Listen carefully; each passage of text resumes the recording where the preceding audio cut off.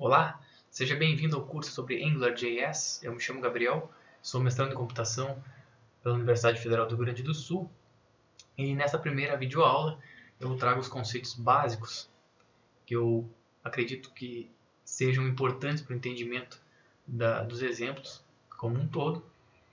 E ao final desta primeira videoaula eu trago também a instalação do framework e a utilização dele num Alô Mundo. Okay? Na segunda videoaula, eu vou apresentar uma aplicação que nós vamos desenvolver ao longo de todo o curso e que guiará então o nosso aprendizado. O Angular é um framework JavaScript que estende o HTML. Ele define novos atributos aos elementos HTML que trazem então funcionalidades como laços de repetição ou estruturas condicionais, que são chamados de diretivas. As diretivas compõem o conceito-chave por trás do Angular. Toda e qualquer aplicação desenvolvida com Angular sempre utilizará diretivas. Ele utiliza uma arquitetura MVC, Model View Controller. Há quem diga que na realidade ele é um Model View Model. Outras pessoas dizem que ele é um Model View Presenter. E os autores do framework, cansados então desta divergência de conceitos, acabaram por classificar ele como Model View Whatever. O que é importante aqui é que, independente do conceito escolhido, é que ele separa muito bem as responsabilidades. Então, nós temos uma camada que cuida dos dados, outra que cuida da apresentação e outra que cuida da lógica de negócio por trás da view. Ele é uma solução client-side completa, que trabalha muito bem em parceria com uma solução server-side, ou não, dependendo da aplicação que você está desenvolvendo. Então, para isso, ele tem estruturas de controle DOM, que é o Document Object Model, né? Como laço de repetição, estruturas condicionais e uma série de outras diretivas. Ele tem um suporte muito grande para formulários de validação de dados. A questão de internacionalização também oferece um suporte muito bom. E ele é ideal para aplicações que envolvam as nossas famosas operações sobre dados, que é criar, ler, atualizar e deletar. Então aqui eu quero fazer um parêntese, que quando que é interessante utilizar o Angular? Quando eu tenho, por exemplo, uma aplicação que envolva formulários, entrada e validação de dados, operações sobre dados no geral.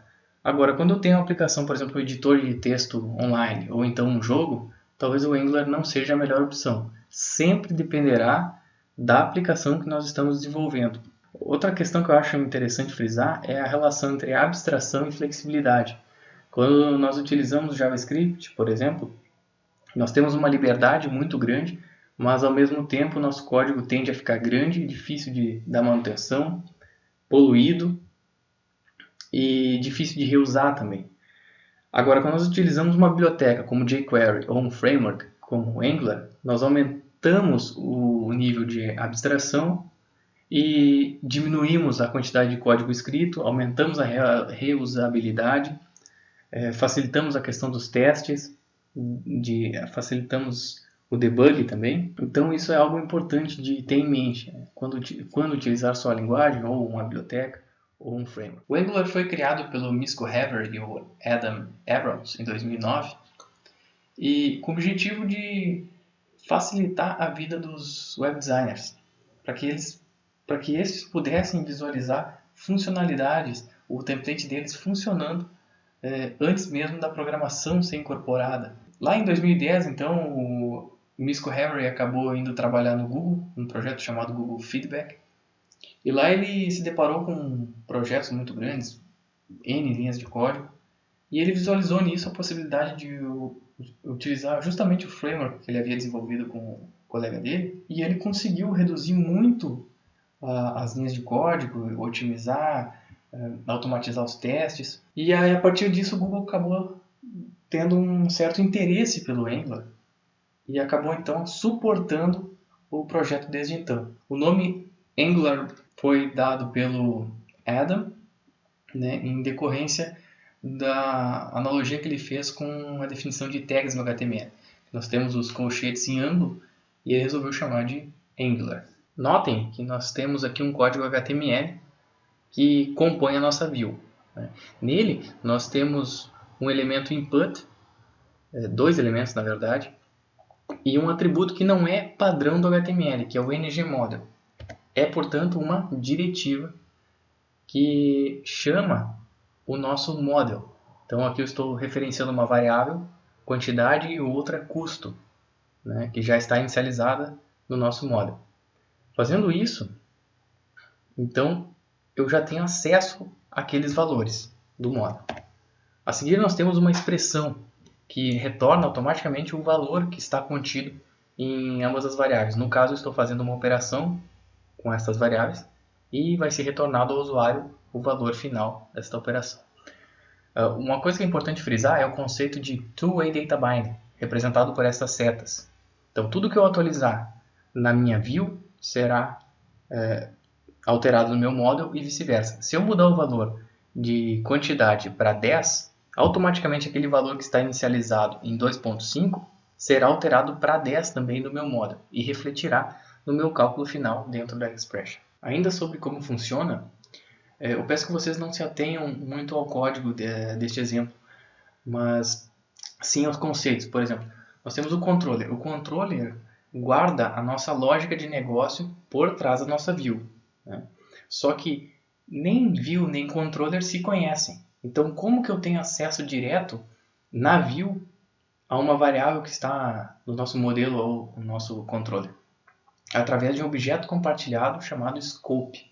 Ele faz a mediação entre controller e view. Então, ele vai aparecer muito nos nossos exemplos práticos, por isso estou mostrando ele aqui.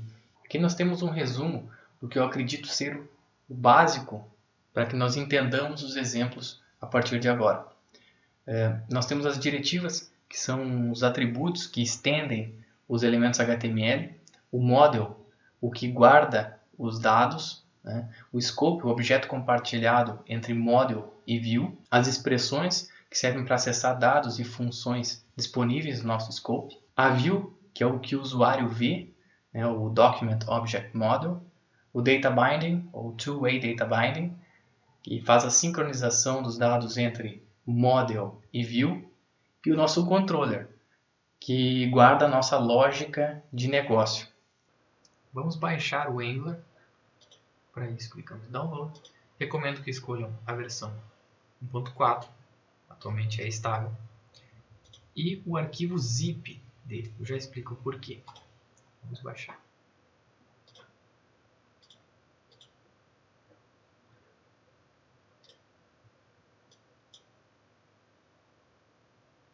Por que eu recomendo o arquivo zip? Se nós abrirmos ele, notem que existem vários arquivos aqui. Um deles é o nosso framework, é a base do framework. Outros, os demais, são módulos externos, né, que nós podemos importar para o nosso projeto e assim estender ainda mais a potencialidade do Angular. Lembrando que estes módulos são obviamente construídos em cima do módulo do framework em si. Tá? Trabalhar com cookies, então eu tenho que importar esse arquivo para o meu projeto. Trabalhar com messages personalizadas também. Mas por hora nós vamos trabalhar com angular.min.js e eu vou trazer ele para cá. Eu apenas criei um arquivo index.html em branco, onde eu tinha extraído aqui junto o meu framework. Então vamos criar o nosso Olá Mundo. Primeiramente vamos definir a estrutura do HTML básica, né? HTML5. E aqui eu vou definir o nome da minha aplicação. Vou dar um título. Em seguida, vamos importar um script que contém o framework. Script source angular.min.js. Vamos aqui. Pronto. Importado o arquivo, nós precisamos dar um nome para a nossa aplicação. Tá? Através da primeira diretiva, então, nós aprenderemos, que é a ngapp. Dou um nome, vou chamar de Olá Mundo. Bom, vamos ver se funciona isso aqui na prática com o nosso browser. Tá? Vamos abrir aqui Eu vou utilizar o protocolo File, tá? Simplesmente clicando e abrindo o arquivo. Tá? Não é reportado nada porque nós não escrevemos nada. Mas eu quero mostrar uma coisa importante aqui, que é o uso do console. Tá? No Firefox vocês usam o atalho Ctrl Shift K e vejam, está dando um erro, uma exceção. Ele diz o seguinte, que está faltando, ou seja, ele não achou o módulo principal da aplicação, ou seja, ele não achou a declaração da minha aplicação, embora a aplicação esteja com um framework importado e tudo mais. O que falta então? Voltando à questão do console, ele é importante porque o Angular ele é muito bom em nos reportar e tratar exceções. Então, toda e qualquer aplicação web que vocês venham a desenvolver, eu recomendo sempre trabalhar com o console aberto. Daí vocês conseguem monitorar o que está acontecendo. Outra sugestão que eu dou, fortemente recomendada, é que vocês, mesmo que seja uma aplicação web, simplesmente um JavaScript, que vocês possam executar ela pelo protocolo File, eu recomendo que vocês utilizem um servidor de páginas, o Apache, um Champ ou o ULAMP. Então utilizem porque isso aí evita alguns problemas que eu já experienciei justamente por conta de estar utilizando simplesmente o protocolo File. Então, no momento que eu troquei para um servidor de páginas, os problemas foram solucionados. É questão de protocolo e varia de navegador para navegador. Alguns podem funcionar, outros podem não funcionar. Então, coloque a aplicação de vocês num servidor de páginas, que vocês não vão quebrar a cabeça achando que o código de vocês está errado. Tá, voltando aqui. O próximo passo é criar então o módulo principal da nossa aplicação. Como que a gente faz isso? Através do seguinte, Angular.módulo, e eu defino o nome, e o nome deve ser o mesmo referenciado na diretiva, Olá Mundo. Tá? Além disso, eu uso colchetes, abre e fecha colchetes, porque como nós veremos mais tarde, esses colchetes indicam o uso de módulos externos. Tá? Justamente pela questão dos arquivos inclusos no zip lá. Se a gente precisar de algum deles, nós precisamos incluir aqui o nome do módulo dele em si e importar o arquivo junto aqui, uma outra tag script. Ok? Em seguida, vamos supor que nós precisamos... Antes disso, vamos verificar lá no nosso browser se aquele erro sumiu. Vejam, registramos o módulo principal, o erro sumiu. Vamos voltar ao código. Vamos criar agora um controller. Bom, para isso, a gente localiza o módulo principal da aplicação e registra um controller. Tá? O controller, nós precisamos dar um nome para ele. Vamos dizer que é Olá Mundo Controller. E ele tem aqui uma function. Então aqui ele é chamado por uma function. Okay? Nós precisamos injetar o nosso objeto compartilhado, né? Scope. E aí eu vou chamar em scope. Eu vou definir aqui scope.mensagem igual alô mundo. Ok? Agora eu quero mostrar esta mensagem na minha view. Tá?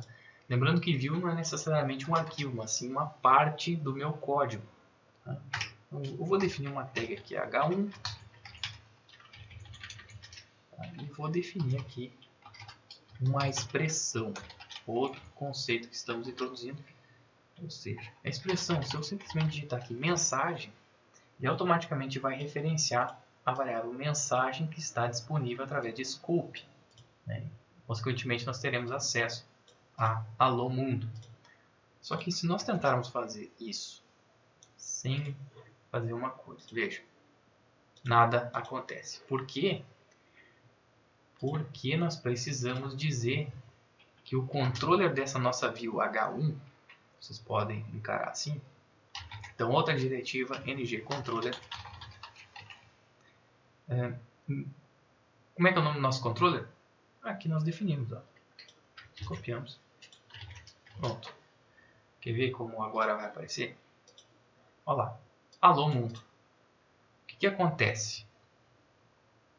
Nós disparamos o nosso ciclo de notificação.